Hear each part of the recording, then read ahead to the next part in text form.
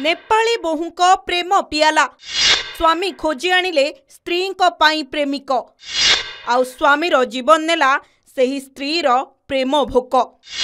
नुआ ड्रेस पिंधाई स्वामी को मारिले पुलिस आगरे सबु बखाणिले। नरहंता नेपाली पत्नी स्वामी को नुआ पोशाक पिंधाई मारिले परे सड़क दुर्घटनार आख्या देले। मद पियाई पियाई स्वामी को निशारे चूर कले आउ पत्नी को पाई खोद स्वामी खोजी आनिथिबा प्रेमिक सह मिसी स्वामी को रास्तारू हटाई देले। दर्शक बंधु एकथा आपण को टिके अजब लागुथिबो। आपण भाबुथिबे स्वामी खोजी आनिथिबा प्रेमिक कोन? हाँ दर्शक बंधु, मृत स्वामी निजे तांको स्त्री को पाई प्रेमिक खोजी आनिथिले आउ कहुथिले या सह संपर्क रख आउ कथा हो नहेले तो अवस्था ढिला करिदेबी। तेबे दर्शक बंधु एही घटना रे कोन ट्विस्ट अछि जानिबेनी? चलंतु जानिबा संपूर्ण घटना विषय रे। उत्तर प्रदेश महाराजगंज रे मेरठ मुस्कान परी घटना पाई चर्चार बजार गरम रहितिबा बेले पुणी एक घटना समस्तक छाती को थराई देइछि। जड़े विवाहित महिला तांको प्रेमिकंक सह मिसी स्वामी को हत्या करिसंती। स्वामी को मद पियाई स्वामी को हाथ गोड़ बांधी गला काटी हत्या करिथिबा महिला तांको प्रेमिकंक सह मिसी तांको स्वामी को मृतदेह को रास्ता कड़े बहु दूर को फिंगी देइचंती, जहा फलरे एहा एक दुर्घटना परी मने हेउथिला। किंतु पुलिस जेतेबेले घटना संपर्क रे जानिबा को पाइले एहा आउ एक मोड़ नेला। सबुठु बड़ कथा हेउछि पुलिस को दिया जाइथिबा स्वीकारोक्ति रे पत्नी आश्चर्यजनक खुलासा करिसंती, जहाकू सुनिबा परे केही हजम करि परुनांती। प्रेमिकंक सह मिसी स्वामी को हत्या करिथिबा नेहा तांको स्वामी को विरोध रे गंभीर अभियोग आनिछंती।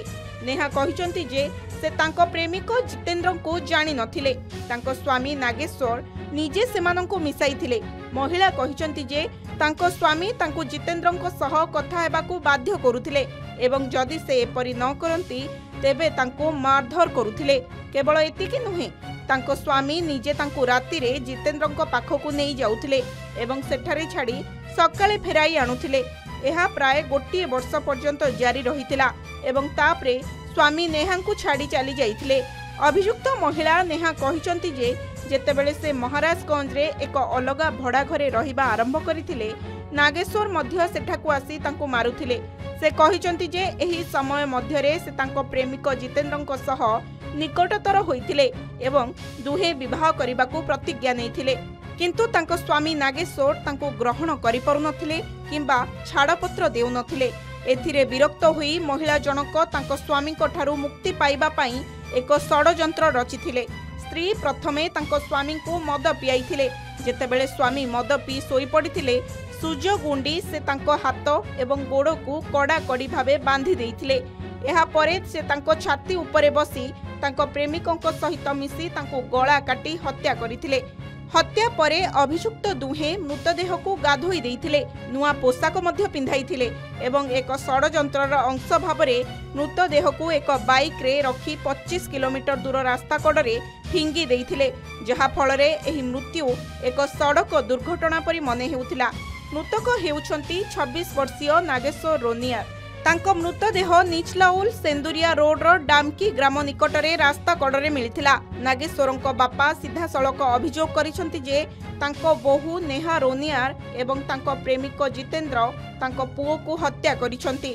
पुलिस तदंतरे समान सत्य बाहरी आसीछि। पचरा उचरा समय रे उभय स्वीकार करिसंती जे सेमाने मिसी स्वामी को हत्या करिसंती एवं मृतदेह को बहु दूर को नहीं जाई एक सड़क दुर्घटना भली देखाइबाकू फिंगी देइछंती।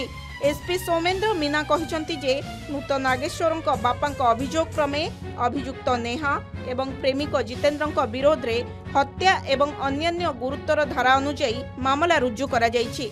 उभय अभियुक्तंकु पुलिस 24 घंटा मध्यरे गिरफ करिछि। पचरा उचरा समय रे सेमाने हत्यार संपूर्ण कहानी बखानिछंती। नागेश्वर एवं नेहांकर एक 5 वर्षर पुओ मध्य अछि, जे वर्तमान तांको जेजे बापांक पाखरे अछि।